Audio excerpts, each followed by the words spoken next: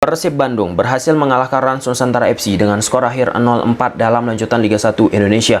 Gol Persib Bandung dicetak oleh Ciro Alves di menit 10, asis dari Rian Kurnia. Gol kedua lewat David da Silva menit 57 dari titik putih penalti. Gol ketiga lewat Stefano Beltrami di menit 61, asis dari David da Silva. Dan gol keempat Persib Bandung tercipta lewat bunuh diri yang dilakukan pemain Rans, namanya Erwin Ramdhani di menit 90 plus perpanjangan waktu ke-4 menit. Sebelum lebih jauh, aku gak pernah bosan-bosannya untuk ingat ke teman-teman, ketika teman-teman tonton video ini jangan lupa tekan tombol like-nya. Ya, di pertandingan ini Persib Bandung sangat efektif. Dari 4 on target yang terjadi sepanjang pertandingan, 4-4-nya tercipta gol. Rans Nusantara FC sebaliknya teman-teman, akhir-akhir ini di Liga 1 Indonesia terus-menerus mengalami rentetan hasil negatif, dan kita sudah mengetahui bahwasanya Coach Eduardo Almeida sudah mengakhiri masa tugasnya di Rans, dan caretaker dipimpin yaitu Coach Enal ataupun Prancis Wewengkang. Nah, meski dipimpin oleh sosok caretaker Prancis Wewengkang, tidak mampu juga memberikan warna baru terhadap permainan Rans Nusantara FC kala menghadapi Persib Bandung. Sebelum kita masuk ke Persib Bandung teman-teman, secara keseluruhan Rans Nusantara FC bisa kita bilang gaya permainannya, template permainannya tidak atraktif di atas lapangan. Pada masanya Coach Eduardo Almeida, sampai saat menghadapi Persib ini pun tidak begitu atraktif, variatif, dan tidak banyak kreativitas. Dan salah satu yang membedakan kebelakangan ini dari apa yang ditampilkan oleh pemain-pemain Rans di awal musim Liga 1 Indonesia, kehilangan kengototan. Kalau pendekatan yang dimainkan oleh Rans di Liga 1 seyogyanya sangat dibutuhkan fisik dan stamina yang konsisten dan sustainable dari satu pertandingan ke pertandingan yang lainnya. Mengapa aku katakan demikian? Ketika kita bicara Rans tampil ngotot, maka yang dibutuhkan itu fisik yang prima dengan intensitas seperti itu. Jika tidak terjaga, ya seperti yang kita lihat akhir-akhir ini yang dialami oleh Rans di Liga 1 Indonesia, kengototan hilang, intensitas permainan tak terjaga, sulit akhirnya Rans Nusantara FC untuk bisa bertarung ataupun memberi hasil positif terhadap permainan di atas lapangan. Dan kita bisa menyaksikan betapa gambaran tidak baiknya Rans Nusantara akhir-akhir ini dari marahnya manajer Rans, yaitu Cap Hamka Hamzah. Kan viral beberapa waktu lalu teman-teman.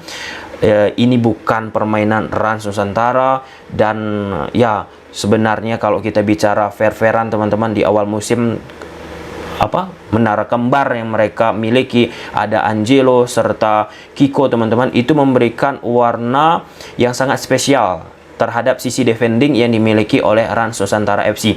Namun kebelakangan ini terlalu mudah defensif yang dimiliki oleh Rans Nusantara FC dibobol. Nah, untuk pertandingan ini pun dari sektor sisi kiri lah ya, permainan Rans Nusantara FC yang diisi oleh Samsul Arifin, kemudian sayap kirinya ada Andi Irfan, beberapa kali dicecar teman-teman, dan tercipta sebuah gol. Sebelum menghadapi Persib Bandung ini juga menghadapi Dewa United, dari sektor kiri permainan Rans terus dicecar, dan semuanya 5 gol Dewa United berasal dari sektor kiri Rans Nusantara FC. Jadi dari satu pertandingan menghadapi Dewa, kemudian menghadapi Persib, Rans Nusantara teman-teman, sektor kiri lah yang memang menjadi titik lemah yang dimiliki oleh Rans Nusantara. Di samping memang menara kembar yang dimiliki oleh Rans tidak sesolid seperti awal-awal musim. Kalau kita bicara dari sisi attacking, tadi sudah kita singgung di awal teman-teman, Rans tidak begitu banyak variasi lewat set piece yang biasanya rutinitas Rans menciptakan gol. Tidak bisa kita lihat akhir-akhir ini, sudah terbaca apa niatan dari Rans Nusantara FC. Salah satu sosok yang membedakan permainan Rans di awal musim ketika kita bandingkan di tengah-tengah musim sampai dengan mau akhir kompetisi teman-teman. Pertama, Taivinho nomor 7 menurun banget. Bahkan di pertandingan menghadapi Persib ini tidak begitu eksplosif apa yang ditampilkan oleh Taivinho. Nah, kemudian yang kedua ada Evandro, nomor 10. Ia pun tidak bisa memberikan warna dari sikap attacking penyerangan yang dimiliki oleh Rans Nusantara FC. Cenderung akhirnya Rans Nusantara FC memanfaatkan dari sektor sayap kiri Andi Irfan ataupun Anthony Putronugroho dari sektor kanan, atau melakukan bola-bola crossing atau early crossing ke dalam kotak penalti. Kita tahu Persib Bandung memiliki dua menara kembar juga. Ada Nick Weavers dan Alberto Rodriguez. Itu sangat mudah untuk dieliminasi. Kemudian ada Maroka. Maroka pun nggak begitu terlihat lagi di pertandingan ini. Nah, memang ada sedikit perbedaan positioning yang dimiliki oleh Maroka dan Taivinho, teman-teman. Saat masa prime-nya di awal musim Rans, Taivinho bermain cenderung dari sektor sayap kiri. Sedangkan Mitsuru Maroka, nomor 66 pemain Rans, teman-teman, berada di belakang Evandro, nomor 10 striker Rans. Nah, di pertandingan ini, teman-teman, Taivinho berada di belakang Evandro. Sedangkan Maroka berdampingan dengan Muhammad Ilhamsah sebagai double pivot. Akhirnya Maroka ya meskipun bersikap sebagai double pivot bersama Ilhamsah, lebih menekankan juga sebagai gelandang box to box. Tapi karena posisinya jauh dengan posisi area kotak penalti, agresivitas, kekuatan tenaga yang dimiliki Maroka dari sisi agresivitas attacking, teman-teman, nggak begitu kelihatan. Sangat sayang Rans Nusantara FC, teman-teman, nggak bisa menjaga konsistensi. Ya, kalau kita bicara memang pendekatan gaya Coach Eduardo Almeida bermain bertahan, maka sekali lagi intensitas lewat fisik yang prima sepanjang musim itu sangat dibutuhkan. Apa yang terjadi?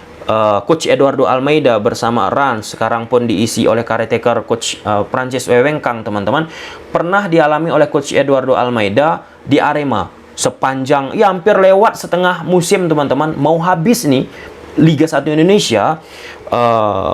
Arema kehilangan tenaga, kehilangan stamina, kehilangan intensitas, yang berada di puncak klasemen pelan-pelan mengalami penurunan. Nah, salah satu ide jelas yang dimiliki oleh Coach Eduardo Almeida yaitu permainan pragmatisme yang tidak begitu menonjolkan sisi ataupun sikap permainan yang indah di atas lapangan. Persis seperti Mourinho, teman-teman. Kalau kita bicara kompetisi yang panjang, bukan turnamen ya, teman-teman, kompetisi yang panjang seperti Liga 1, Liga Inggris, Liga Spanyol, dan lain sebagainya, maka sangat sulit kalau kita hanya mengandalkan permainan pragmatisme. Bertahan.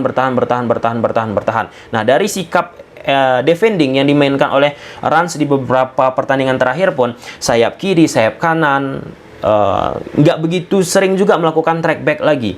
Dulu di awal musim sering tuh kolektivitas permainan dari Rans dari sisi defending membendung permainan dari lawan, jadi kehilangan. Oke, kita masuk ke Persib Bandung. Persib Bandung gunakan pola 1-4-2-3-1, teman-teman. Ya, aku pun bisa mengatakan pertandingan ini pertama tadi kengototan nggak ada, khususnya dari Rans. Kemudian temponya pun lambat, nggak begitu istimewa juga dari sisi tempo permainan kalau kita mau menonton pertandingan sepak bola yang indah, teman-teman. Kemudian yang kedua, Persib Bandung pun memiliki masalah dari jarak antar lini.